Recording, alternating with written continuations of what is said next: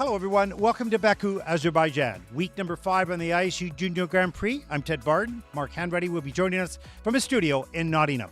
The first event today is the free dance, and after the rhythm dance, Giacchini and Clapperman of France have a good 5-point lead over Bianchi and Basile of Italy. And just 2 points back of them are the Canadian team of Homick and Bulow. However, also close to the podium are Calhoun and Zelchev of the United States. And just 2 points back of them is Beznikova and Leloup of Belgium. The Junior Grand Prix, we have seen a lot of movement in ice dance. But skate clean and you're probably safe. Make a mistake and your place is up for grabs. 15 teams, 13 nations. Free dance starts right now.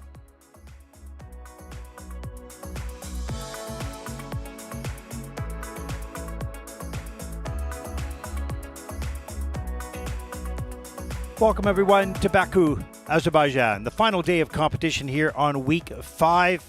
We take a look at the outside of the building here. It's been beautiful weather, and evidently I've heard from everyone it's a spectacular city. We haven't seen much, but I know many have been around town and are really enjoying the time. I'm Ted Barton. Mark Hanreddy is online to cover the free dance. Mark? Yeah, looking forward to seeing this free dance as we see the starting order there on screen. And it is actually, as much as our job, which we're so grateful to do, prevents us from seeing the cities, I have really enjoyed seeing some of the skaters posting their photographs and posting videos of their experience, not just this week, but throughout the Grand Prix series. And I think that is so deserved. They're the judging lineup, but the judges and the skaters and the coaches really do deserve the chance to make memories outside of the rink because they give up so much to be here. Yeah, it's a really good point, Mark. You know, it's a family here on the Junior Grand Prix circuit. There's no pressure. It's not like you've got, the Olympic spot on the line like we had last week, of course. And these are young skaters that are coming here and learning, and some of them are having a really tough skate. I talked to Patrick Blackwell yesterday after, his challenging free skate that took him off the podium and away from the Junior Grand Prix final. He was so classy. He went and congratulated the winner and his teammate who took over that spot. He was so classy all the way, and those are the types of things that when you see these young athletes learning those types of skills and humbling moments and not very much fun at the time, you see the class of people like that. That is fantastic. It's a great example for the rest of the juniors. So this is a wonderful series of competitions with young people learning high performance sport, high performance partnerships, if you will, and relationships from around the world, friends forever. So it's very, very cool to see. And of course, the chairman or the president of the ISU, J.O. Kim, was here. Also, Colin Smith, the general secretary of the ISU, were here as well. And it was nice to see them on hand at a Junior Grand Prix, seeing what happens here. So it's been a fantastic 5 weeks and 2 more to come, Mark. Yeah, I wonder if the skaters on screen now and the athletes in and around Baku competing at this Junior Grand Prix would even be aware of the fact that the president of the ISU and the general director had been in situ, because that, as you said, isn't something that has previously happened, and that must be it's quite a coup for them to know, okay, that the big guns that are involved in the responsibilities of governing the sport and looking after the sport are here supporting us, and hopefully helps them feel better about themselves too. It was great because Minku Seo, of course, for Korea, won the men's event, and there was J.O. Kim and congratulating him, and that was a cool moment, and for Jaeul as well, I'm sure. And so that was really, really nice to see, and I think people are recognizing. And as I was speaking with Colin Smith, I said, this is your farm team, if you will, like you would have in football or like you would have in hockey. You have your top team, and then you have your farm team that supplies the top team in time, as the young people grow up. That's what this is. This is a farm team. This is a learning ground. It's a safe place for the kids. And as they transition from 17 years old into 18, 19, into the senior categories, they're pretty well seasoned because of this Junior Grand Prix. And it would not have happened without all the effort, time, and money that the ISU spends on this. Yeah, and thinking about the Junior Grand Prix and then leading on to the likes of Olympic Games, as I think about the top contenders for Olympic titles and Olympic medals in this discipline, in the ice dance competition, I think back to then, so Piper Gillis, I remember watching her in a Junior Grand Prix. I remember knowing that Madison Chalk and Evan Bates were both junior world champions, competing in these kind of events prior to that too. I even think for some of the athletes, they may not maintain the same partnership from juniors into seniors, because I remember Charlene Guinard, who skates now with Marco Fabri. I think she competed in the Junior Grand Prix for a different nation with a different partner, but certainly the lessons both for their technique and for their competitive remit, they will be learned here, and they'll utilize it, hopefully, not just maybe in skating, but in life, Yeah, for sure. it was great to speak with both Colin and Jeul about their vision, the Vision 2030, and their ideas, and starting with a clean slate. And it's so exciting when people are willing and wanting to listen to others' input, and willing and wanting to fill the building and to increase television coverage, improve television coverage, so people would understand more, but also they'd get engaged in the person, not just the skater. Loved hearing those ideas, and one may not always agree with the decisions that are made, but you have to agree with the effort that is being made by the ISU to reinvent this organization and the sport. So it's a very exciting time, or will be an exciting time over the next 3 or 4 years. Well, just the concept of that discussion about filling venues, and as we head to, it's the biggest year essentially in the Olympics in a 4-year cycle. And of course, we can assume and hope that the Olympic Games themselves will provide a full arena in Milano. But how we also hope that not just championship level events, but even the Challenger Series and then down to Junior Grand Prix, that we can generate such an interest and excitement in the sport that it attracts fans into venues. And I know that I would love few things more than to see our sport being celebrated in the Junior Grand Prix, having an army of fans coming to support. Yeah, no, and we know there's a number of events happening around the world right now. Oberstdorf, of course, and that's pretty exciting, and there's streaming on that as well. So how does that get consolidated and, most importantly, promoted, not only to the skating fans, they know that it's there, but to the greater fans around the world, to new ones. And the Junior Grand Prix has brought new fans in because they've discovered that online. It was free, not a problem. So anyways, that's enough on that topic. We have young skaters from around the world that have come here to compete, some for the very first time. Exciting moments, nerve-wracking moments, and they require our attention and and support, and we will give them. We will give both.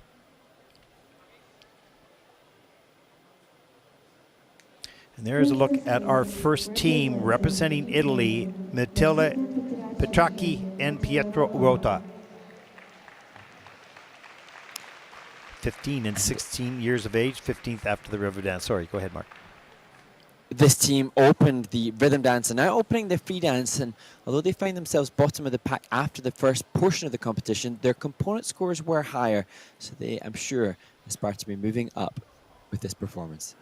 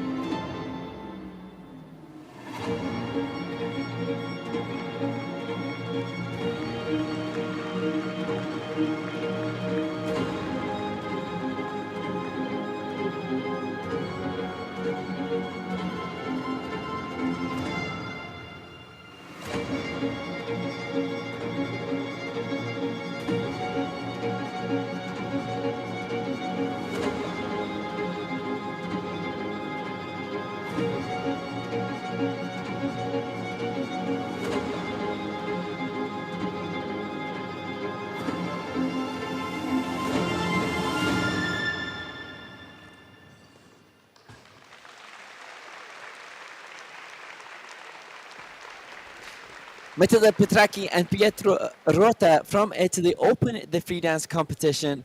And I have to give a little apology, Ted, because I thought Matilda had previously skated with another Italian in this event, but I've educated myself better to realize that she's got a twin sister who also skates, Vittoria. So I'm sure the parents are busy supporting both of their daughters, and the commentators need to know better about which one is which. So now I'll be very mindful of this team. Okay. And as I said before they started, this couple, they had higher program component scores in the rhythm dance. It was their technical element score, which let them down a little bit in regards to the placing, finding themselves 15th of the 15 teams. Just we'll have a look back now in terms of levels, again, from a technical element score perspective. Level 1's for the 1 foot turn sections and the step sequence, testament just to the depths of edges. And here we see the twizzles, and the twizzles, like we saw in warm-up, just fractionally out of synchronicity, and that will be in large part due to the newness of this team, still relatively new in their Junior Grand Prix debut. They're the choreographic assisted jump, one of the 2 choreographic elements that the team can utilize.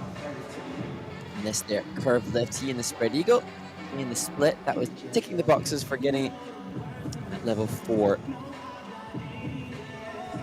And this team is scheduled to compete next week in Gdansk, I believe, Ted. So this will offer them so much feedback from which to move forward from.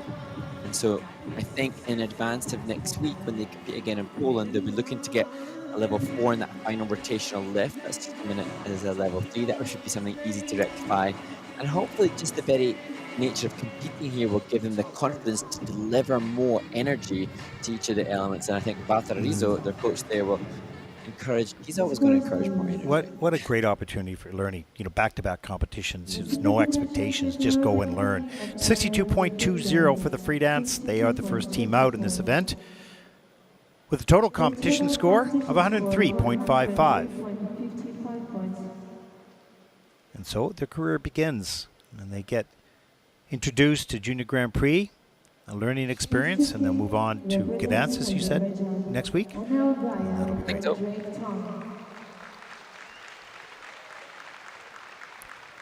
Our next team represents Azerbaijan, Anna O'Brien and Drake Tong.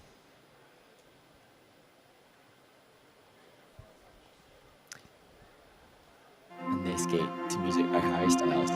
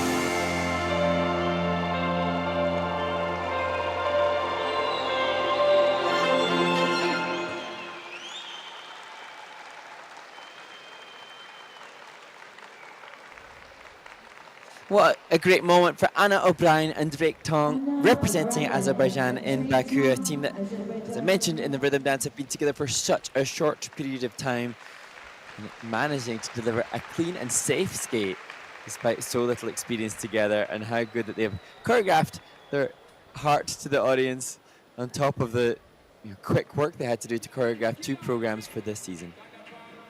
And we have, a number of people in the audience right now supporting the skaters of Azerbaijan, which is really nice to see. And as I was saying to you offline, Mark, some of the skaters are staying to train here for a day or so before they move on to Gdansk. So good experience for the skaters from Azerbaijan as well to see. Yeah, absolutely. And indeed, there's a kind of lineage for this couple too, for Azerbaijan. Their coaches, Kristen Fraser and Igor Lukinin, so involved in Azerbaijani skating, as we see this straight line lift, the upside down and difficult hold on the 1 foot for Drake. We see the ideal will be that now that he's delivered that with security, is that he can enhance the degree of execution, opening up his chest to make a bigger shape and extending the free leg to make it more aesthetically pleasing. Yeah, he just wanted to focus, I'm sure, stay away from the toe picks, just keep it Yep. And it was very smooth. Safe. His free leg was not wobbling at all, so he did a good job. Not aesthetically there yet, but you see the final Safety first. choreograph lift here at the end of the program. And the same, just the refinement now for Anna with the free legs in the air. But that will come. And interestingly, Anna's younger brother, Patrick, he also ice dances. And he dances with the child of the coach, Igor Lukinin and Kristen Fraser. So Oh, wow. the support continues in and amongst the nation and the families and the coaches. So teamwork all round. Well, the sport happens to be, as every sport does, a bit of the family affair, The whole family behind it, parents, of course, and brother and sister in some cases, skating either together or on different teams. And this couple looking now to achieve over 62 points will keep them in the lead. And this will be their first personal best score on the ISU. And it is a 62.19. That's second in the free dance with a total competition score of 103.76. And that'll put Anna and Drake currently into first place. And that's nice to see that number 1 beside your name, even if it's early on in the competition. Yes. Close, though. Look at that. Always nice. 2 103s. Yeah. Our next team represents Portugal, Claudia Amaro Letestu and Marco Amaro Letestu. And we've mentioned already the first competitors, Matilda Petracci. She has a sibling in the sport. We've just mentioned Anna O'Brien in the sport. And as I mentioned, the rhythm dance, this pair are triplets.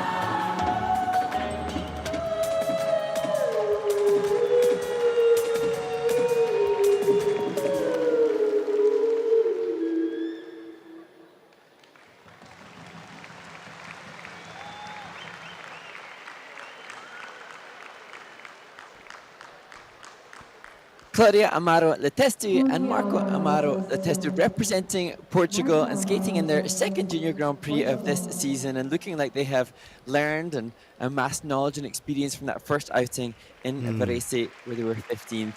Yeah, they look more comfortable. Definitely. And I was looking at as we see there, somebody who's very proud watching Rickside. Just seeing the musician Lido Pimienta, and I was just doing a little bit of research, a Colombian singer, and I love that. I remember seeing it in their first outing that they've come with a concept, come with a costume. They've obviously developed some intention with their free dance this year, and now just moving forward, it will be how much more now between their next event, perhaps the national championships, can they push their fundamental skating skill. So as we see at this earlier stage of the event, all of the teams don't have the same kind of body control or awareness as they do their elements to justify higher components. So as we look at these twizzles, just engaging the shoulder blades more, having whole body awareness and extension right through to every fiber of the being of their legs to justify the judges pushing them up into the 5s and 6s in their components. Currently, they sit in the mid-4 range, and that's the area of development I think they're at. So, question for you, because you use the term body awareness a lot. So, if you give it to young skaters that are watching, exactly sort of what does that mean? So that's the criteria that the judges have for skating skills, blade and body control. And so I often reference body awareness because if the skater has engaged more of their body, it ticks a box to me for the judges giving better skating skills, more body control. So when you see all of these athletes here, there are aspects of their body. So here, there isn't an engagement with the calf and in the foot and the ankle from Claudia in the lift. And so that's a lack of awareness of that part of the body. And ideally, when you look at the really elite skating skills athletes, they will have engaged from their fingertips to their toes, to their neckline, every aspect. So you're talking about, I don't want to say small details, because those small details are important, but it's not just the basic position, it's the detailed, small details of a pointed toe or a stretch free leg or whatever the case may be. Exactly. That's body awareness of everything, not just part of your body. And if that can become so inherent in their being that they train that increased awareness of their posture and their extension, it actually doesn't become a small detail. It becomes just that's the way they move. So for Claudia and Marco, Antoine Charrier, their coach, will have told them that, of course. But if every day off ice, on ice, they keep working on holding their bodies with more engagement, then it just becomes a part of their way of being. Okay, it's good. It's a good phrase because it is very true that skaters have to skate by feel, and so they may not feel that their toe is not pointed or their hand is just hanging there or whatever. They feel their arm is up, but they don't really feel their hand. So it's being aware of feeling every part of the body, making sure it's in the right position. Okay, here we go.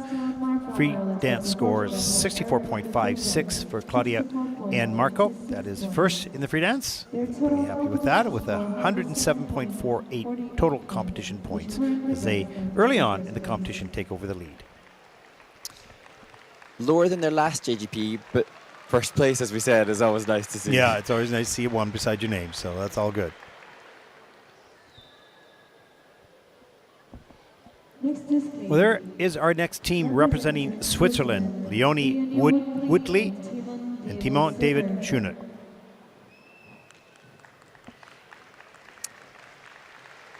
And Leonie and Timon looking confident, good posture and engagement through their backs as they get ready to start their free dance. And this will be the very familiar, very popular Leonard Bernstein's West Side Story.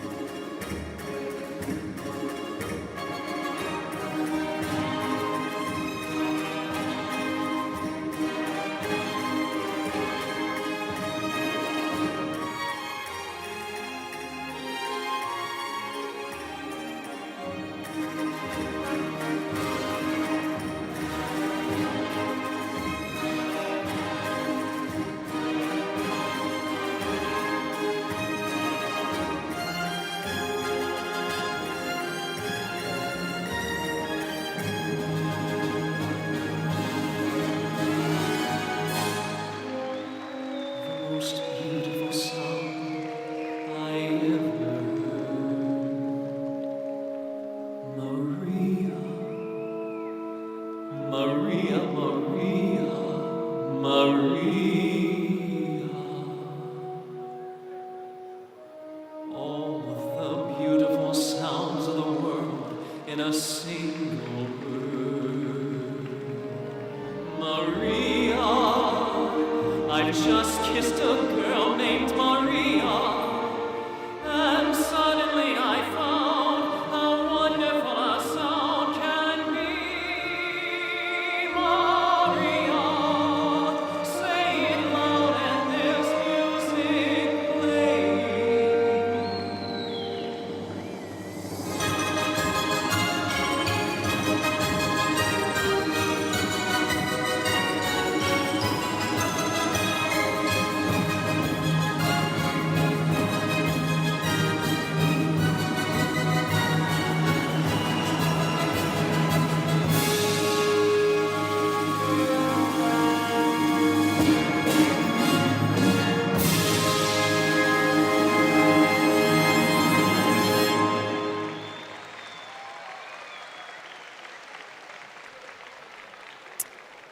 Leonie Woodley and Timon David Sune representing Switzerland. And I always think if you're going to pick some iconic music, it's hard to pick iconic music when you're still in a developmental stage. But I felt like Leonie and Timon absolutely raised the energy and delivered some of the storytelling that made sense of this music choice for a relatively inexperienced team. That's a really, really good point. You know, and yet they might be inexperienced in the time, but I don't see that inexperienced so much in their skating skills. They were smooth and they were organized and they were tidy. Okay, there's more depth of edge and more speed. There are lots of things they can do and need to do as they move forward.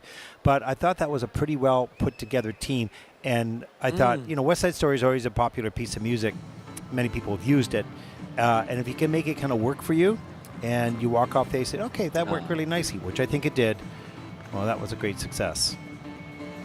And as we look back now at some of the highlights of this performance, it was lovely to see Leonie and Timon just giving it a bow and a courtesy to Claudia, their coach, ringside, and I could see her in the back of shot on occasion just living the moment with her students as we see good match and good synchronicity through the twizzles, and you can see them working hard to try to make sure that less comfortable of the two. Yeah, Timon he did a great job kind of saving that first set of twizzles, but he did a great job.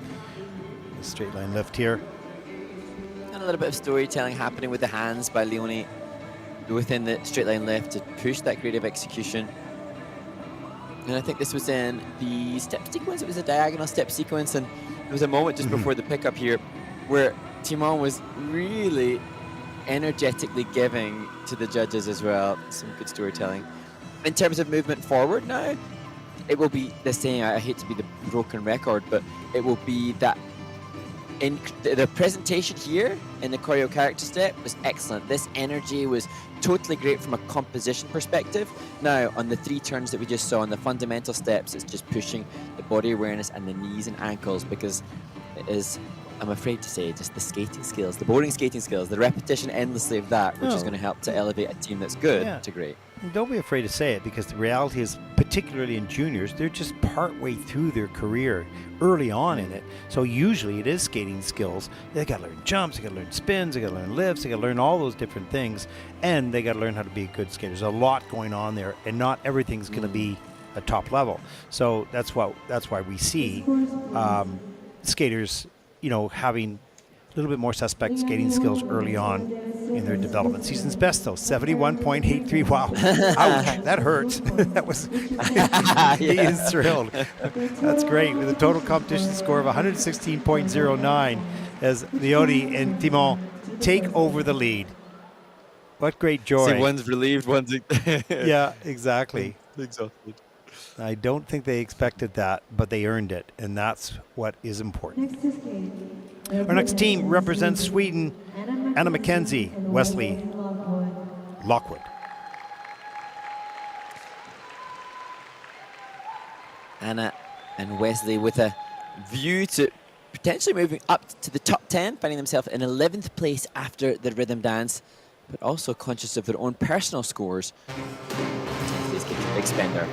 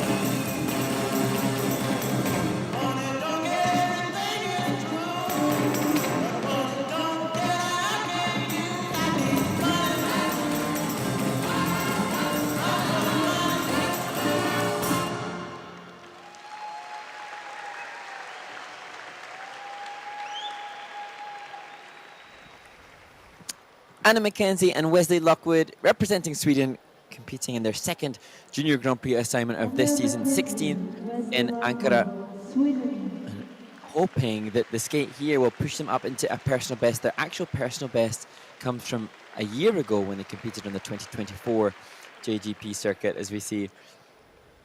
We need to get this snapshot of yourself there. The camera's on you now. Yeah.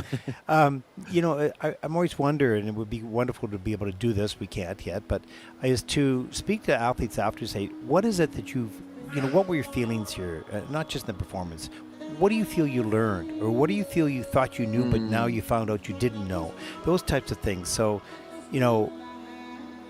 their reflection of what they have done here. Carry on, Mark, with a review here.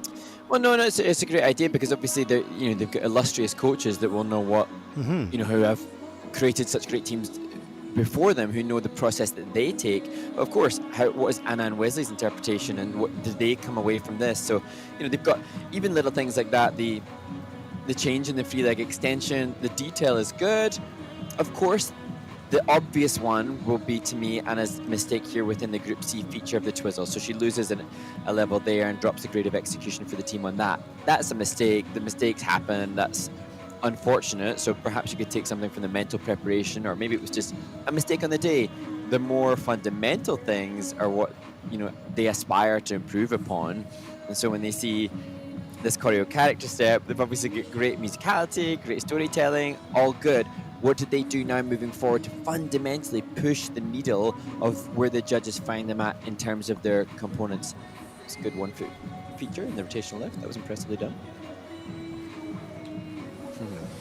And you see, you could see there with Anna, just, I don't want to say uncertainty, but, the inexperience, wondering how we did, and sort of looking at space and whatnot. It's a part of the learning experience. It's one thing in practice at home in your home country, it's another thing international in competition.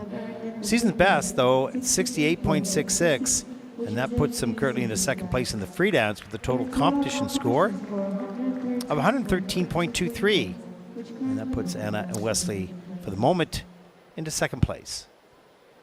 And a new ISU PB, so that's something. Yeah, that's fantastic. If you continue to improve on little details here and there and you see those numbers go up, that is what you're in this game for. It's a long term, it's a long time game, that's for sure. As we take a look at group number 2, taking to the ice, and there's the standings so far after group 1. And as we just see those standings, a great skate by the Swiss team. That was great to see, not just that they skated well, but that they were joyful at the scores that were given. And in this next group, we see there's a bit of a differentiation, and there's quite a big jump in points from the 10th place team to the 9th and above. Ooh, gosh. In the rhythm dance, as we see near collisions being avoided. Well, if they're all down on one end, come on, use that. Yeah, bunch together. Yeah. There's an Olympic-sized rig there. Yeah. But yeah, definitely there's a bit of a differentiation in the points here. So I suspect then, dependent upon what the judges assessed of the rhythm dance, we will see the increase in the body control. If we're talking about analysis and we dig a little bit deeper into what differentiates these teams from what the judges give, very hard, I think, for non-skaters. It'd be interesting to hear non-skater opinions, but to differentiate the visual of skating skills from a non-skater's perspective.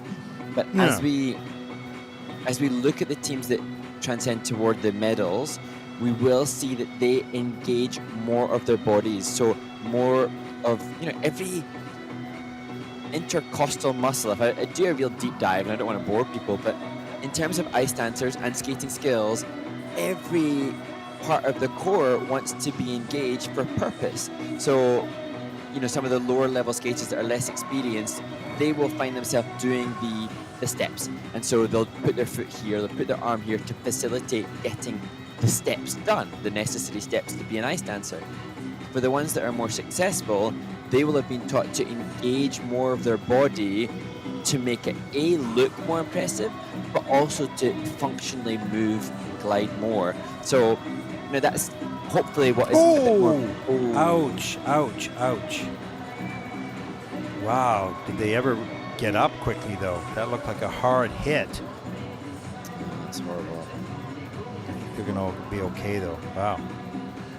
To show Another- that, we joke about it a little bit in the ice dance warm-ups, and I've joked about how terrifying it was, and I kind of make light of it sometimes because, well, I do. I want to make it jovial rather than scary, but in the juniors especially, this is definitely where you see the lack of experience with an ice dance warm-up, because these teams will not perhaps have been as used to training and warming up with others of this level, and everybody wants to go out and get their stuff done, but not everybody is used to navigating the space or giving up their space. It's another learning. That's what happens. It's another learning opportunity because some of these teams will never have skated with more than maybe another dance team. Some have, right, on the ice, and they may know the patterns, but they don't know the patterns of these teams. So it is always a little risky, and we don't really joke about it. It's really being honest about it. That it's part of the reality of ice dance in juniors, particularly. That warm up and how to handle it, and how to handle the emotions of it as well. And as you And were, I think, go ahead. well, I was just going to say, Ted, that as you say, the emotions of it, and now the challenge. So if I just, it takes me back.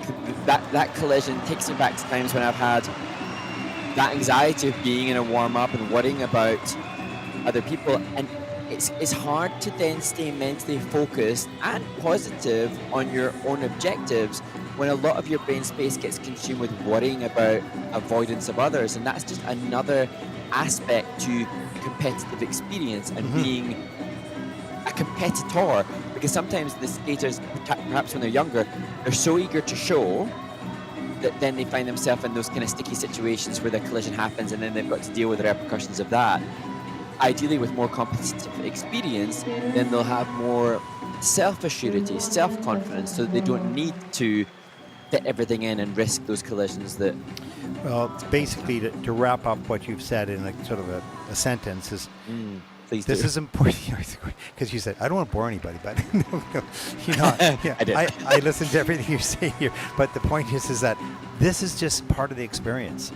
They're young, they're inexperienced, they don't have this experience, and they're gaining it here in this environment.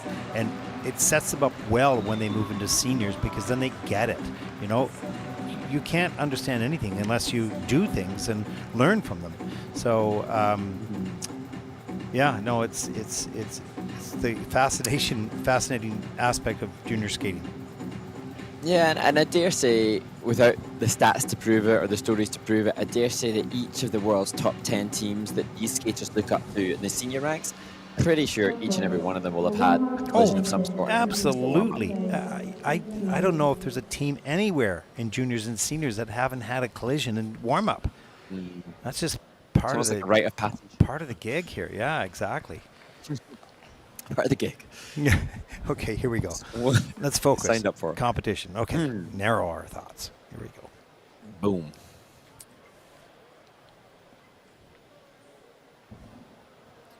Well, there is our next team on the ice. They represent Spain. Sarah Marceli Vasquez and Yolande Engel.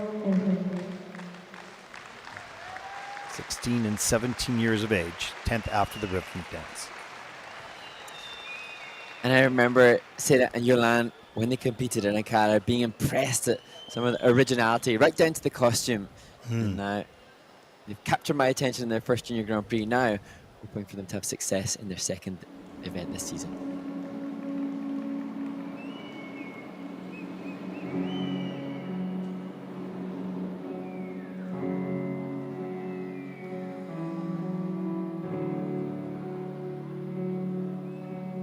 If you're listening, we always talked about taking that voyage together. I didn't want to die in our sleep like so many people wish for. At least she did. She thought it sounded boring. Even though dying scared me, I wanted to be brave enough to engage in fantasy. We decided we'd go out defending our treehouse against the separatists. It was inevitable once they finally discovered us kissing traitorously beneath their cookie-infested boys-only headquarters. We catgunned to death. She thought it was romantic, like Romeo and Juliet, she'd say. I'd say, okay, wonder like I always do. Anyone's actually heard that story. I finished our treehouse with a few scraps of dead wood that I was able to drag back to land. It seemed fitting after our whole lives were broken homes for all of those shipwrecked pieces to complete one. It's beautiful. I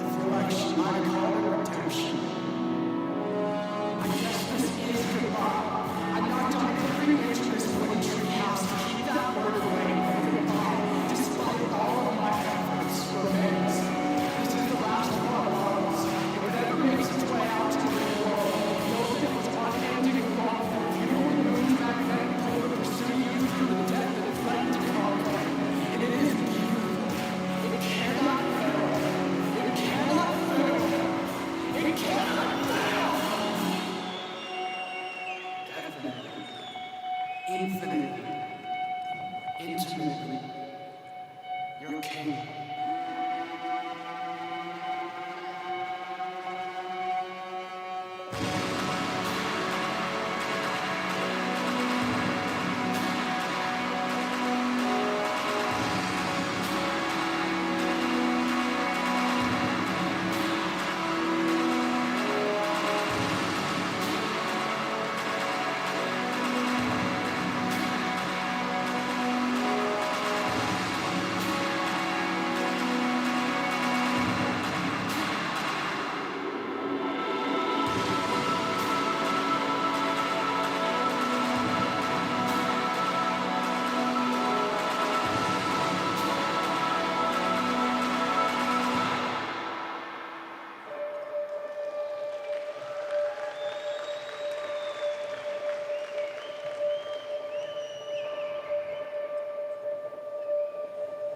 Dear diary, grandfather's as creaky as his front porch.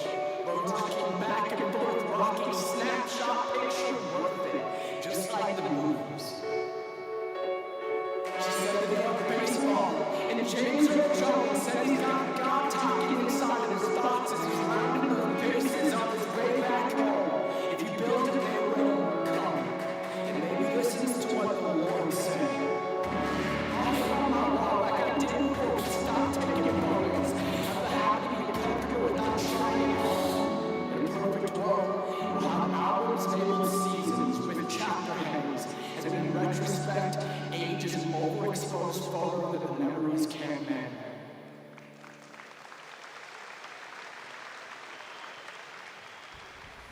Sera Marci Vasquez and Jolan Engel representing Spain. And there's so much that I'm intrigued by about this team. So Sera and Yolande, the music choice, the costume I mentioned before they started, some of the choreographic concepts. I thought that the choreographic assisted jump element that they did, that was the penultimate element, that had some unique movement choice, as there were unique movement choices throughout. Here's what I like about this team is they came out here and, as you mentioned, they caught your eye. Costumes and the music itself. Was it all connected? I wasn't quite sure, but what I was sure about is I kind of liked what they were trying to do. Now, when it comes down to the technical part of it, the skating skills, although somewhat together, not fully together yet at this stage of their development. So that'll only get better. But the effort to be different, the effort to try something new, and to set their own mark, this I appreciate. And look at this beautiful spin, this beautiful camel spin right off the top of the program by him. This combo spin, or dance spin, pardon me, in a level 4. And even the transition between they aren't shying away from difficulty of content. And it's just what I was saying to you is it's so hard to articulate is the skating skill and as we see here, every part of the body needs to be engaged. But there, the 3-turn, they did an elementary step, a right 3-turn here, a back edge there. It's not necessarily the elements as we see them do the straight line lift, which is done very well, but just the fundamental way in which they touch the ice for the simpler stuff. That is going to be pivotal because the team has so many wonderful attributes of originality and creativity and uniqueness. That's harder to amass sometimes. But it's now just the way they push onto that edge, the way that their foot touches the ice. Yeah, I agree with you. It is difficult to describe in ice dance. It's a lot easier perhaps in singles or in pairs, but in ice dance, all those fine little, there's a ton of little details that every team needs to improve in order to have that visual quality. And even, I'm going, what did I just say? It didn't make sense to myself, so it is difficult to describe. There you go. But all that said, your skating skills, yeah, they need to be honed by everybody. It's the kind of unending. And I was mentioning this yesterday when I was coaching, or a couple of days when I was coaching, how many 10s have been given out for the skating skills. We've seen 10s in composition and presentation, but rare to see in skating skills. Exactly. 69.59 for Sarah and Yolan. That's second in the free dance. Total competition score, 115.42, and that for the moment will put them overall into second place.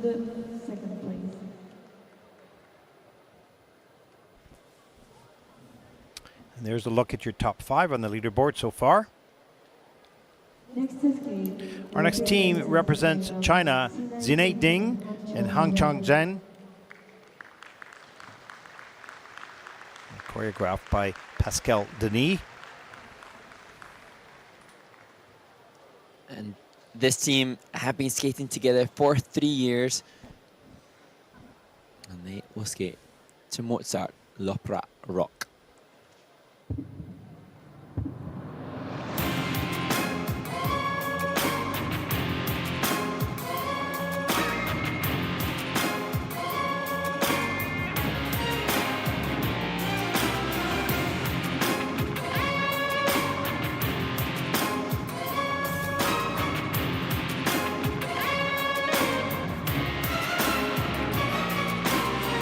Me devient l'émotion étrange qui me fascine autant qu'elle me dérange. Je frissonne, poignardé par le bout. C'est comme dans l'amour le couteau.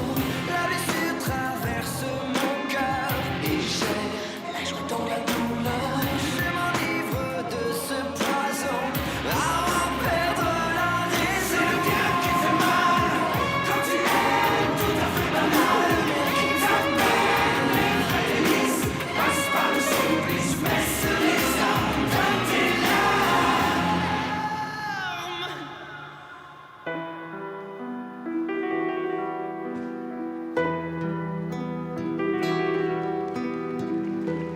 Trop de bruit pour trop de nuits qui pensent.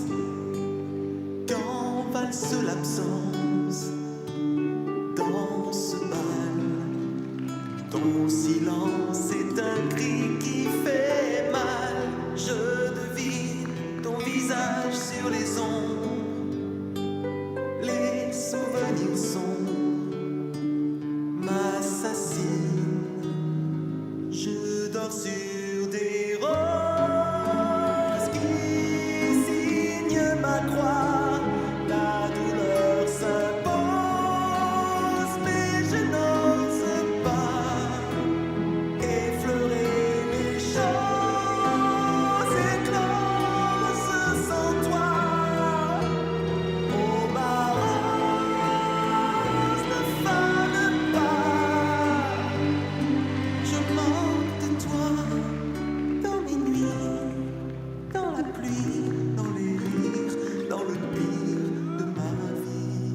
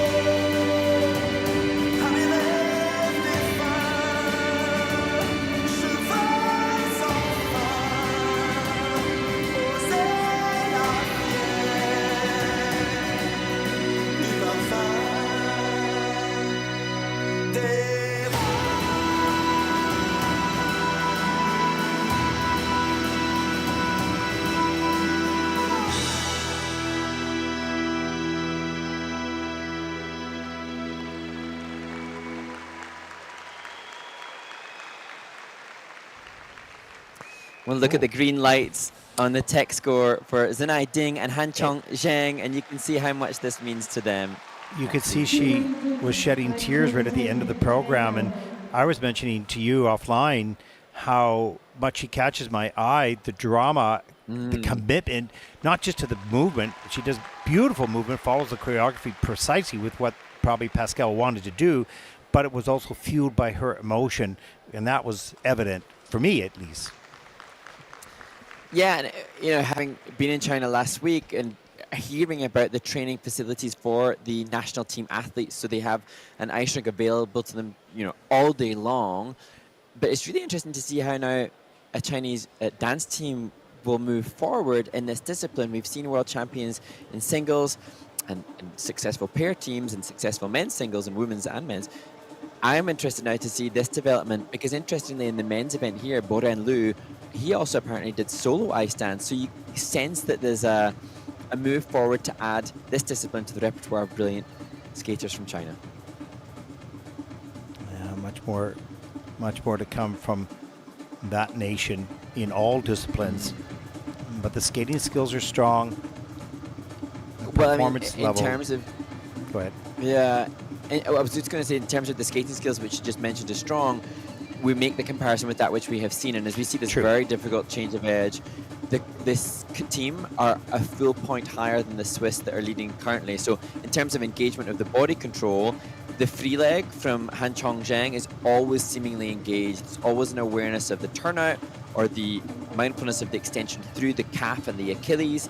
And so that's just another layer, an increased layer of body control. And that's why they're in the sixes as opposed to the low fives that we saw from anybody else thus far in the competition. Yeah, it's true compared to what we've seen so far. Yeah, absolutely. But love it.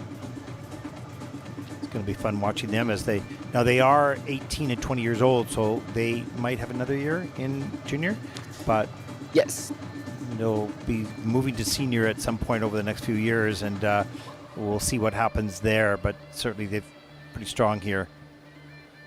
And they've got a fundamental way of moving that will lend itself to continued success in the sport. For them now, it will be, to me, deeper knees, deeper ankles for the skating skills to go sevens, because it's always got to go more.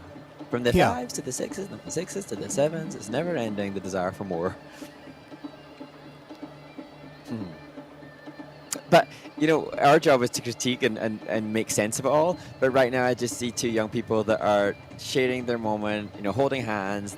They've just had a really big deal. They've just represented the country. And they It's look so cool. much older in performance, and now they look a lot younger on the couch. You know, here we go, 80.20. That is first in the free dance. We're happy with that. Happy with the score. Total competition score of 131.25, and that puts them overall into first place.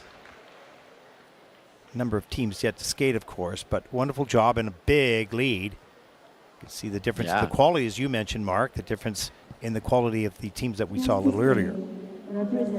Our next team represents the United States of America, Anel Koebi and Jan Homawu. And Jan find themselves just a fraction of a point above the Chinese team, which have already skated, but equally, just a fraction of a point behind those above them. So hoping to deliver a personal best to the Four Seasons music for their free dance.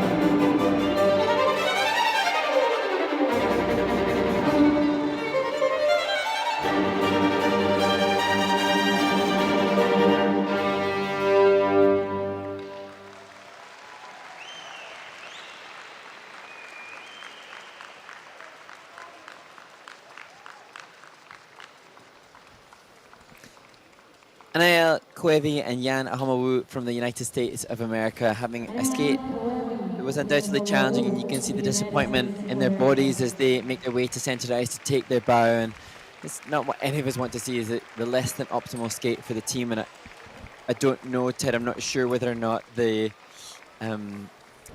as we see members of the men's event cheering on ringside, whether or not there were injuries or illness, but it did appear that perhaps for Jan, legs just went a little bit, and there could be a multitude of reasons for that. Maybe it's just the pressure and the adrenaline. Legs went a bit. And also, I mean, they had a great selection for the rhythm dance, and this might be more challenging. You know, the Four Seasons not an easy piece to skate to, and early in the season, and maybe it just needs more run-throughs. But I mean, when you look back at the opening, the entry into the Twizzles was so brilliant and so wonderful, and here the depths of their knee and the ankle, all good. The team, you know, this first element looking so strong in so many ways from components and tech score. And that they changed this dismount a little bit, I think, from their last Junior Grand Prix assignment. Just cleaning up and doing what's necessary for higher points. But here when we see the 1 foot turns, that was the second element that seemed to be affected for Jan. And I don't know, I mean, more run-throughs will always help everybody. Yeah. However, knowing that they're taught by Alexei Kilyakov and Elena Novak and Pierre, they are, you know, amazing coaches, hard taskmasters that I'm sure have always made their teams really well prepped. So it could be, and this is me just guessing, but it just could be that they had the nerves. Sometimes it just saps your legs of what they normally have in practice when you don't have that same kind of adrenaline. But their coach and first aider on site. That's part of the experience. I mean, they can have really strong skaters not have a great skate. I mean, that's the learning process. You can't simulate perfectly a new environment such as this. Let's take a look at the free dance scores. 64.22. And that'll put them 6th in the free dance with a total competition score of 115.41, and that'll put them, for the moment at least, overall in 4th place.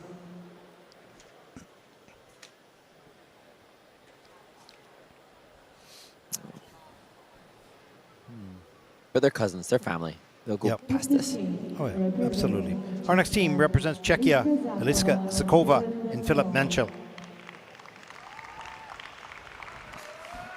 And Eliska and Philip look so strong in the rhythm dance. And already you sense a maturity, even in the way that they're holding their bodies before they start, as they prepare to skate their free dance to Mine is Vengeance and Intensify.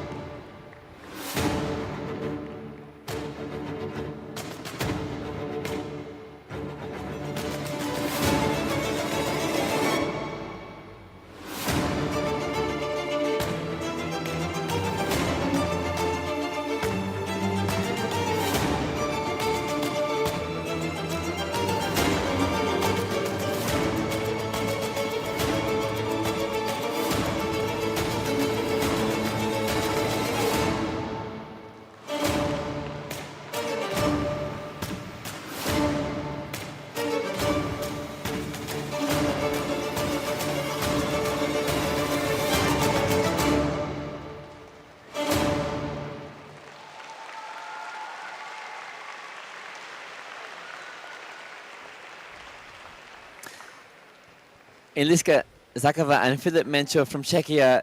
I really like the final closing choreography by former world champion from Italy, Anna Capellini. And I know that there are some that are averse to seeing the use of the barrier and the boards, and I know that there's some that aren't keen with it, but the question answer, the connection between Eliska and Philip there, and the way in which they engage with the camera, as it turned out, for us, fortunately, Yeah, exactly. with the judges too, was really cool. And then the choreographic assisted jumps, their final element was their final positioning, and that too shows a creativity in composition. So if I assign to how the judges will review it, that should box tick the judges to give a boost in the composition. I really like the intensity of this team throughout their program, and you can see the Twizzles coming in here at level 4 for both with a plus GOE of 0.91. So they have really good quality and they're strong. They did have some bobbles throughout the program here, a few areas that were a little unsteady, but overall, a very strong team. And you can see when we're watching those Twizzles, the engagement of their body that perhaps was fatigued later. And I think here, working on constantly changing positions, it just wasn't maybe as clean as it will be later in the season. I believe this might be the first international for this couple, so still perhaps a little bit of run-through experience and competition experience will tighten everything up midway. I thought beginning and end great, maybe the middle was a little bit less tight. Yeah, you can see just a little less synchronicity, which is inevitable, because I tell you what, right now they're probably feeling like their lungs and legs are. And they were a little bit behind the music. It wasn't quite as sharp right with the music. They were sharp, but it wasn't quite timed at the end. That's been super little detailed, critical stuff, because I like them, and they were really strong. They have a great program. And I love there where you see Michal Cheska, their coach, who's so committed to his students as well. You just maybe caught sight of him giving a little exhalation because he looked like he's now able to breathe again. Yeah. I appreciate the coach's stress levels as well. They can't do anything when they go out there.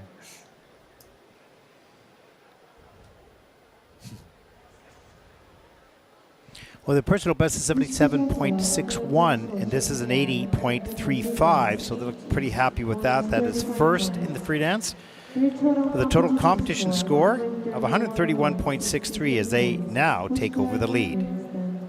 They're happy with that. Thumbs up, little hearts, victory sign, lots going on. Well deserved. Wow, look how close that is. 131.63, 131.25. Wow, really close. Our final team in group number 2 represent Germany, Nelly Elisa Emke and Artem Slatkov. And another complete contrast in terms of the expression and storytelling that we're going to see here. Great vehicle for this team in skating to the Titanic soundtrack. Rose, you're the most amazing, astounding, wonderful girl, woman that I've ever known. I'm not alone. I know how the world works. But I'm too old now. You jump, I jump,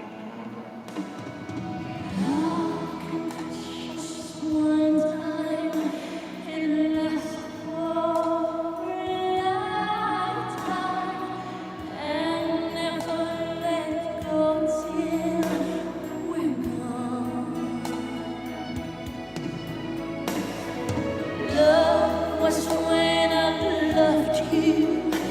One one true time I hold you in my life will always go on. Near, far, wherever you are, I believe that the heart does go on. Once more, you open the door, and you're here in my heart, and my heart will go on and on.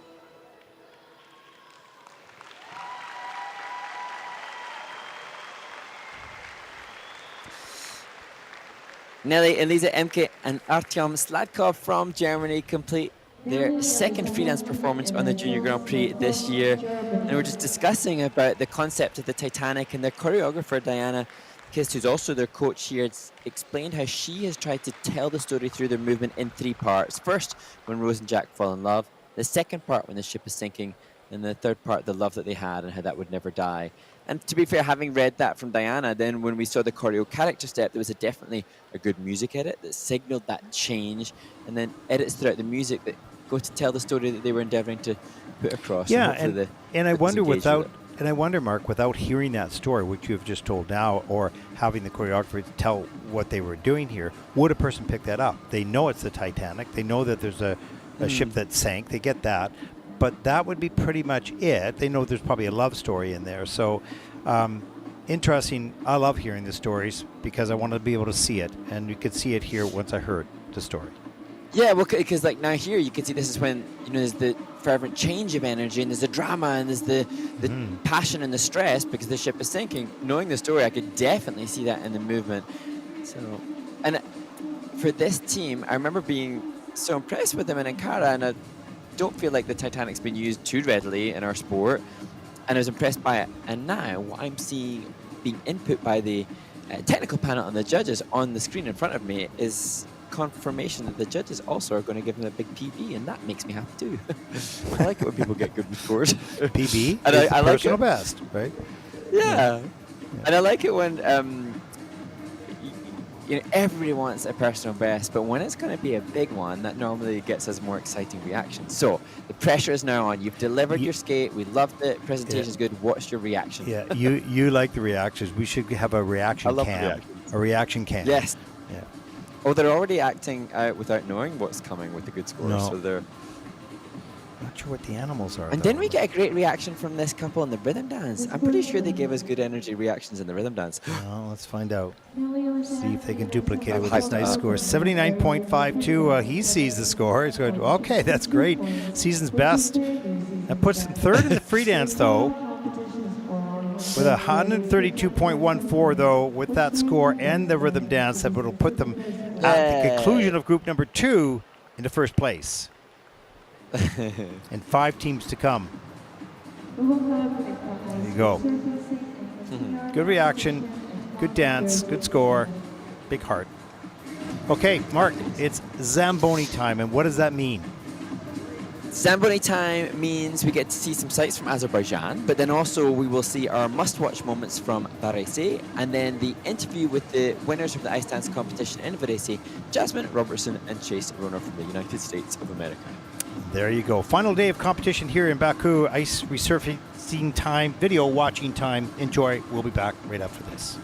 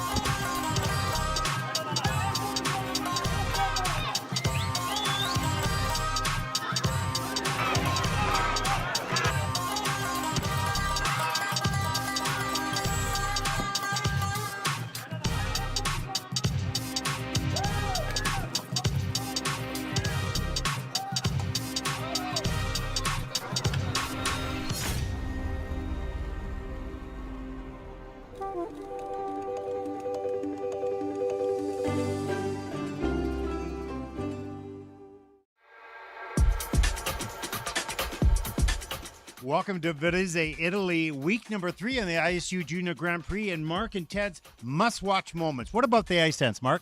The ice dance must-watch moment goes to America's Jasmine Robertson and Chase Roner. Fresh from their success 2 weeks ago with a medal in Riga, they took gold here, showcasing even greater confidence than what they had on their first stage of the Junior Grand Prix, and now they await news to find out if they've secured a ticket to the Junior Grand Prix final. Ted, must-watch moment from the men's event. In the men's event, Taiga Nishino from Japan soared through the air with a quad toe, landing beautifully on that first element as he takes the title here in Varese. Mark, what about the women? The women's event must-watch moment goes to champion from Japan, Sumika Kanazawa, just 13 years old in her first ever Junior Grand Prix assignment. A scintillating short program secured her the win overall, and she skated to beautiful Tinkerbell music for her free skate. Ted, what about you for must-watch moments outside of the champions? My must-watch moment, other than the champions, comes from Polina Zuzova from Hungary, who skated to a little dream, a spectacular, beautiful program, so sensitive and well skated technically, absolutely brilliant. Mark, what about your special must-watch moment? My must-watch moment has to go to Ombre Perrier Giannassini and Samuel Blanc Clapham, the French ice dance team, and specifically their choreographic character step sequence. I loved it. And Jason, what is your must-watch moment from this event? Hey everyone, it's Jason here, and my must-watch moment is Nicholas Brooks. I am so impressed with his development over the years, and in Italy, his short and free programs were so drastically different, really showing off his personality and unique style. And it's just so evident how hard he's working to blend the athleticism with the artistry. And so much potential there, and I wish him all the very best. Good luck.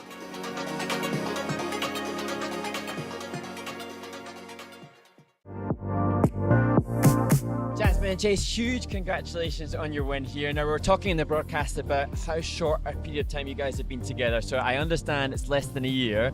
How hard have you had to work to be just ready to compete in any event this season? We've been training very hard since we partnered up in January.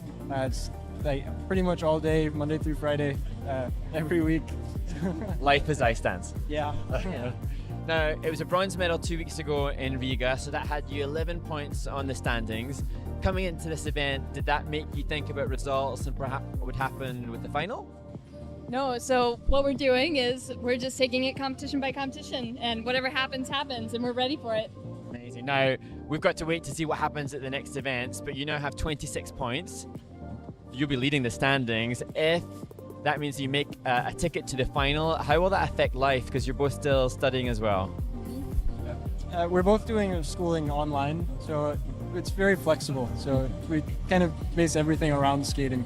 So have you been having to study whilst you've been here as well? I was able to do a bunch of stuff before coming here. Okay. Get it done. Me too. Me too. Okay, well, huge congratulations. We wish you all the very best for the rest of the season. Thank you. Thank you very much. Awesome.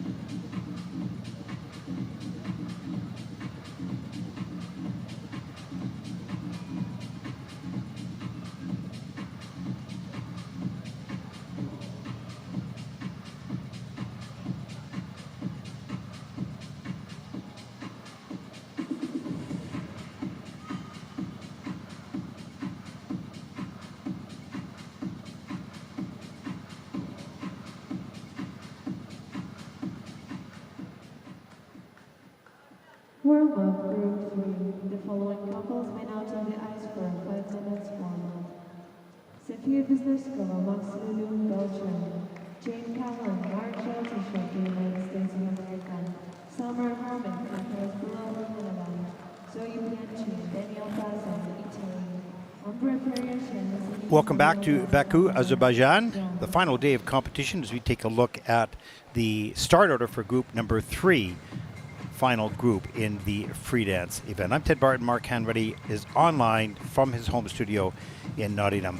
Mark, we were just talking about the coach's job, not just about teaching skating, of course, and doing choreography and planning the music and all those types of things, but it's also we're dealing with two people here in both pairs and in ice dance and managing the personalities. And so my question to you is, I'm asking questions of you, is that when you put a team together, are you trying to match the personalities as much as you're matching the skateability of them? So the matching the technique and stuff like that. So how important is that in putting teams together, or the length of a team that stays together? Obviously they have been able to work together and support one another for a long period of time. So talk a little bit about that. Well, it is so challenging to know what's the absolute optimal situation because there are so many various different factors for putting two humans together. And I actually feel the most probably for the coaches who don't have huge schools of students, because then they have to make things work when there are no other options, because the formation of a dance team, as we see 5 of them on the ice now, they have to have, in this instance, good age match, because that will facilitate or prevent them from competing in certain events. So that's one. We then ideally want to have a good talent match, so they're both similar in how they can adapt to information, because it's always hard if one person's supernaturally talented and able to absorb information more than another, because then that has another layer of difficulty in terms of keeping both partners happy. And then you've got another factor, which can be the financial resources and the parents, because especially in junior age, when the athletes are unlikely to be funded athletes, then you have to have a compatibility from both sets of parents to commit the time and the energy and the money to it. So there are all these layers and layers and layers. Now, I have known of Olympic champions in ice dance, the most coveted, successful title to achieve in our sport, where both either side of the partnership didn't seem to get on very well, and I think they've kind of been open and honest about it. They weren't necessarily huge friends, but they came out of it with the end goal, the prize that everybody wants. If that's the objective, then, well, in that instance, great, objective accomplished. It maybe wasn't joyful on the way. I was telling you off air about remembering when I was coaching more and creating different teams, and there were some that were so, in my mind, physically talented and great match and had everything going for them, but they just didn't, as families and as skaters, gel enough to keep it going. So it really is dependent, I think, on what the objectives are from the skater and the families. Yep. And whether or not humanity and happiness and joy and respect for one another wins over, well, you know what, this might not be my favorite human, but they're the person that's going to help me to get the job that I need, the goal that I want to move forward with my life. So it's no one correct answer, but the dream would be good temperament as well as talent. In my mind. Really And that's sorry. No. Go. I could talk endlessly, because I was going to say the coach could encourage that, couldn't he? You could say the coach could, you could have the talented skaters, but they're not particularly respectful of each other. That's when the coach can then have to step in and be more than just the purveyor of the technique and the programs. They can make them good humans too. Well, one of the things that we often talk about is when things don't go well for a team, whether it's pair or dance, and they support each other through the time, even though maybe they're not the best of friends, they don't hang out, outside of the rink, but when they're in the rink or in their office here in the rink, they support one another. And I think that's really important, because in the end of the day, if you have totally separate lives, that's fine, no problem. But when you come to the rink, you've got to be connected as to what the mission is and support each other in the bad days. The good days, that's easy. You just celebrate together, have fun. But the bad days, they need to be in support. And if you don't see that, not very often at all, but periodically we might see a team that, they're just not helping each other when it goes bad. So, but that's not very often. So those are important traits, as you mentioned. That was really well said. So it's good information for parents out there and young skaters. And, you know, if you're thinking of ice dancing or pair skating, it's finding the person that you can respect and that respects you, and you work as a team and try to get everybody to get along. It's not like you have to, you know, go on vacations together, but you do need to work together with a respectful environment. So, yeah, good point. Okay, we've covered up that. We've covered up that warm up. Well done. I just got to sort of ask you the question, and we get it done. You get it done. Yeah. I Was just it load hang the here. gun and I'll No, it's talk all about good. It's all good. Perfect. We both can chat on, that's for sure. Our first team, there they are. They represent Belgium, Sofia Besnikova and Max Leloup. Next to skate, representing Belgium, Sophia Bismarckova and Max Leloup. And Sophia and Max coming into the free dance in 5th place. Can they be contenders for a medal following in the success of their compatriot Dennis Kruglov, who won silver in the men's event yesterday, skating to La Strada.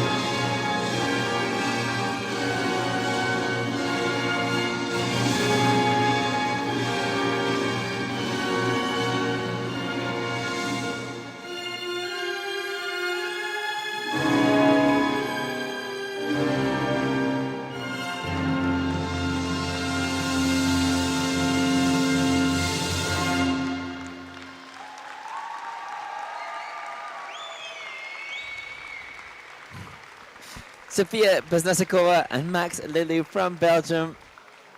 And I love, is it art imitates life, life imitates art? But when a skater finishes their passionate performance and you see them almost wanting to just release all the emotion, and it looked like Sofia there was so committed to the storytelling of La Strada that she was ready to burst into tears. And it's just a real investment in their art, I think.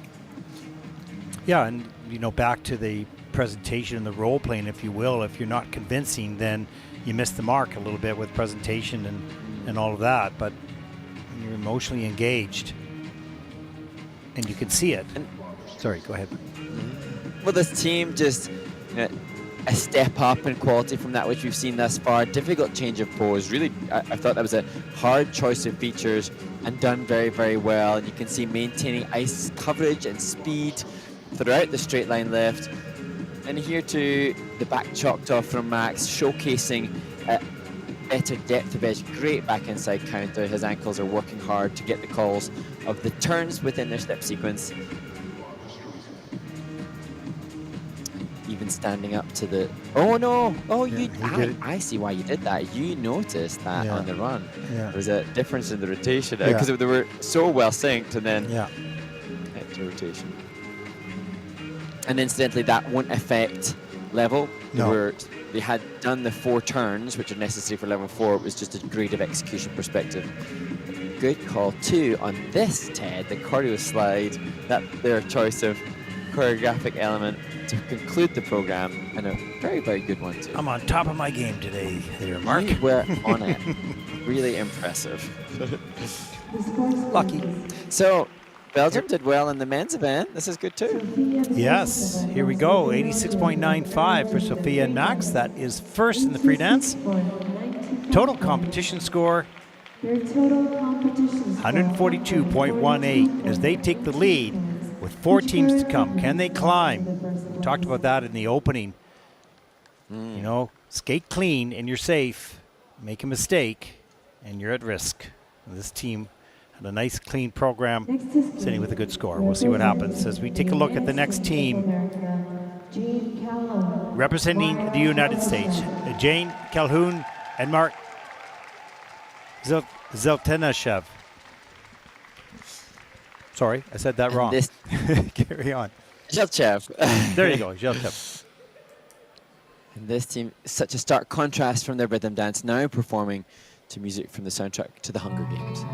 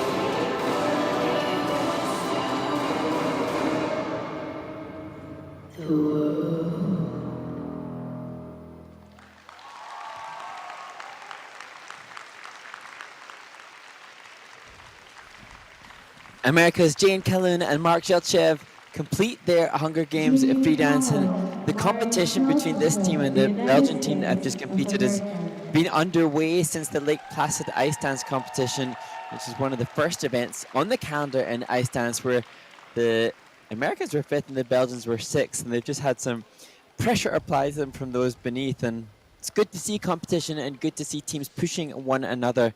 And the comparison between La Strada and the Hunger Games is one that the judges have to now consider, because very, very different in what they have delivered. Yeah, it's nice to see, and I use the word rivalries, friendly rivalries, develop in the juniors as they continue, perhaps and hopefully up into the seniors as well, going back and forth, and one team at top, and then the next team, moves up and back and forth. These are always good things for the sport and for the fans to get engaged in.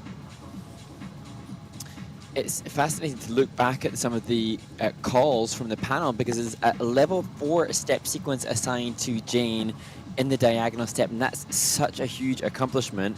From a program component scores perspective, it looks like the Belgian teams have been the choice. Here we see some of that step sequence. So for Jane, she will have had to have 5 turns called cleanly, and real testament to the quality of her edge work to achieve that. Good ice coverage throughout the twizzles. And storytelling very evident here as they elongate the pushes. What I'm really conscious of is trying to relay the increase in the skating skills as we move towards the later stages of the competition. You can see the speed and the ice coverage, even in these slow motion or these replays, testament to why these teams find themselves in the later stages. This articulation with her left leg on the music was brilliant. And the rotational lift.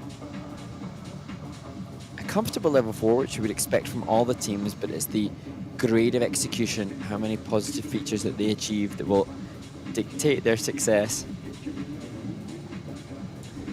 As Elena Dostadny joins them. So many great the rink that they train at, I believe, in Colorado Springs, was such a mecca for single skating and pair skating, and now Elena Dostadny producing some great ice dances from that part of the world now too. The scores, please. Holding hands tightly in the hopes of a good score here, 84.63, but that's second in the free dance with a total competition score of Their total competition score 140.68, so that will keep them into second place with 2 teams to come. Maybe off the podium, we'll see. So they're a little disappointed with that. Close. Next to skate. Our next team represents Canada. Summer Hummock and Nicholas Bulow. And Summer and Nick, bronze medalist already this season. They have 11 points in hand from their 3rd place in Varese. We really enjoyed this free dance to the musical version of Ghost.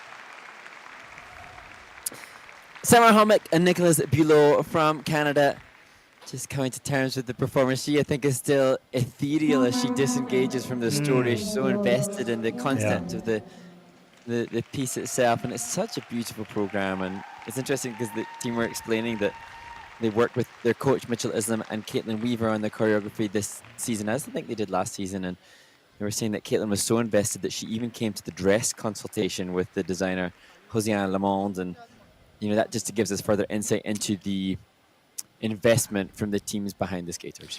Well, Summer, as you mentioned, was so committed and engaging in the story and her emotion and the character of this number. It's just so beautiful, and your eyes can't help but go to her to watch. And Nicholas was great.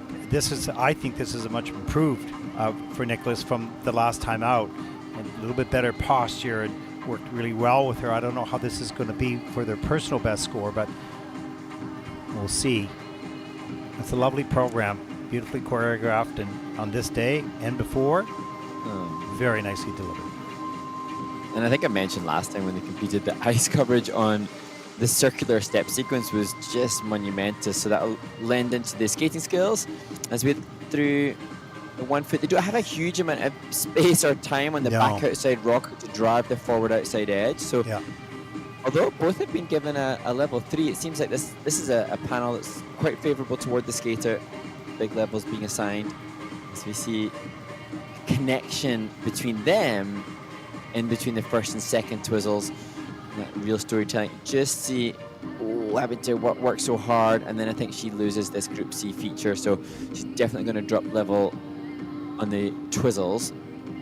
Rotation lift was to a crescendo in the music, into the stationary, so the construction of the program undoubtedly forcing the judge's hand in terms of positive features. It's great work. And to be fair, Ted, I'm such a sucker because Summer and Nicholas, because I was on site in Varese and I saw the couple after the event, they just seemed like such mature, lovely young humans. Totally. So for me, and I don't know them at all, I just met them and chatted with them briefly, but when the people seem like good humans, I give them all the points. That's why I can't judge. Exactly. That's why you can't. Oh, let's give them points. They seem like nice people, give them all the points. Yeah.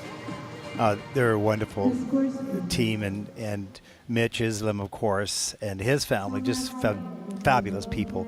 83.60 for Summer and Nicholas. That is third in the free dance, with a total competition score of 142.38, and that overall is first. You could see Nick turn to Summer and go, okay, whoa, that was close. So they will take at least a bronze medal. They're in first place now, 2 teams to come.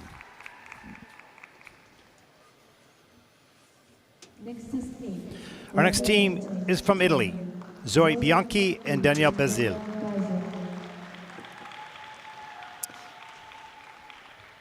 And Zoe and Daniel, I'm just looking at the results from the rhythm dance. It's theirs to secure with the silver medal as they skate to Moonlight Sonata.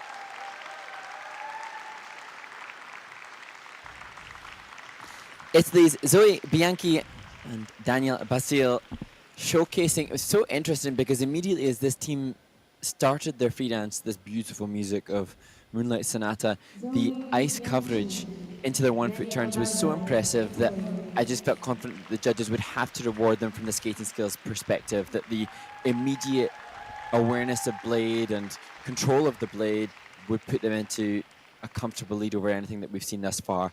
I don't think it was the optimal skate or the most polished skate, but I think the best skaters thus far. Yeah, I think their rhythm dance was better for them than this one.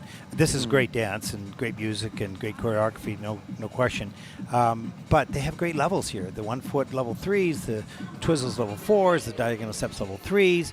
The panel is consistent. They're a little bit more, I don't want to say lenient, but a little bit higher scores than we've seen in the past. As we take a look at the straight line lift here, that's in the level 4. And their GOEs on all their technical elements is quite high. So that's where they're going to really rack up the points. Yeah, and it is so often, and my desire to articulate how the teams can push the judges to give them more points. If you look at their ankles, in terms of skating skills, you won't notice it in the twizzles because they don't really want to have deep edges in any twizzle, but in between, their ankles work at a greater gradient and angle to the ice, just pressing their ankles to create the flow and create the glide, and that's why the skating skills for this team are near the 7s, which has not been something that we've seen thus far. This rotational lift worked so well with the music, as did this little hop, difficult exit. Yeah. They have some nice little moves that are detailed nuances working with a particular note or a phrase. An interesting choreographer, Luca Lanotti, is being involved again, and Walter Rizzo has been the coach behind the skating skills for so many great Italian ice dance teams, and great to see that some of the other great ice dance champions of the past, like Luca, are now giving the choreography as well. So the teamwork is kind of a safe bed for getting all aspects covered in Italian ice dance. And this is the time that we said Walter is quite, and I spoke to him after, I said, the only time you're really quiet and focused, because he's such a hilarious guy, he's a great personality, is when he's looking at the screen, waiting for those marks. Yeah. You can see him. He's so intense. But the rest of the time, for the people that know him, a wonderful personality. He could host a late night show. He's so funny and so caring for everybody. So he's a real delight. But interestingly, his wife, who he coaches with, Brunhild, she was at an event, maybe it was in Varese, and whilst he's very enigmatic and engaging and charismatic, I think when his wife's around, she's the boss too. Yeah, he knows not when immune to that. He knows when to back off. All good fun. Yes, absolutely. Now he's ready. Let's see. The scores, 88.89. That is first in the free dance. There he goes. Okay, now he's back. And then the total competition score, 149.64 as Zoe and Danielle take the lead. One team to come. They've got the silver minimum, of course, but there is a good 5-point lead for our next team, Amber and Samuel, after the rhythm dance. Next is Kane, representing. And here they are, representing France, Amber Perrier-Giacchini and Samuel Blanc-Klapperman. And this team were 10th at World Junior Championships last year, but now contending to try to become some of the front runners on the World Junior International scene, skating to the legend of Tarzan.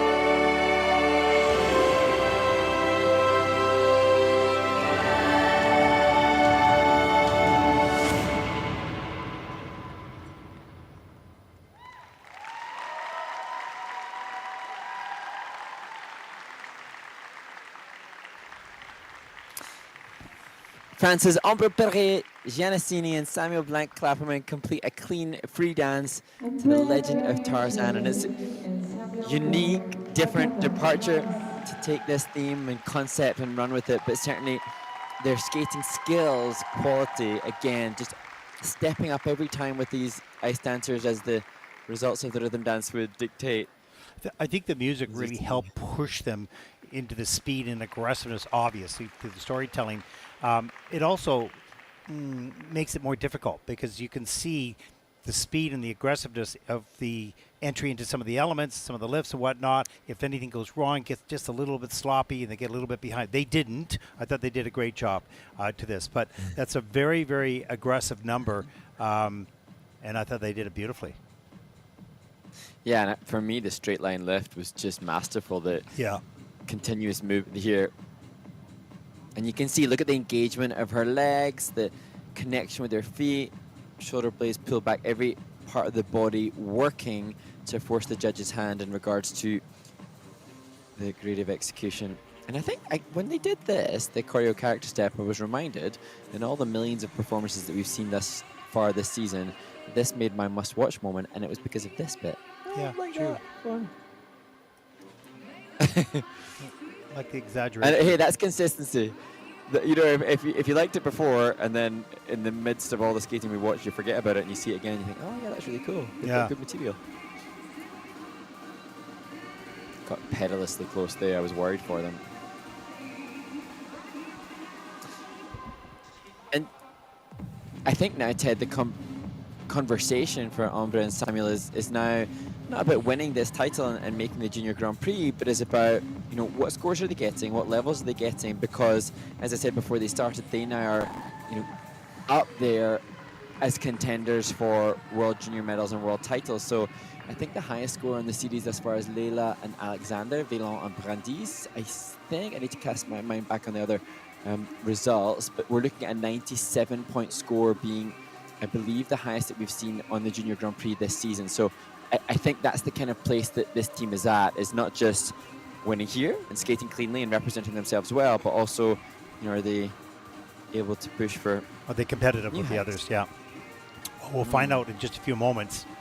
And we can see their personalities come out in the kiss and cry, completely different to that of Tarzan. But, you know. Yeah. Right, good, thankfully. Yes, yeah, exactly.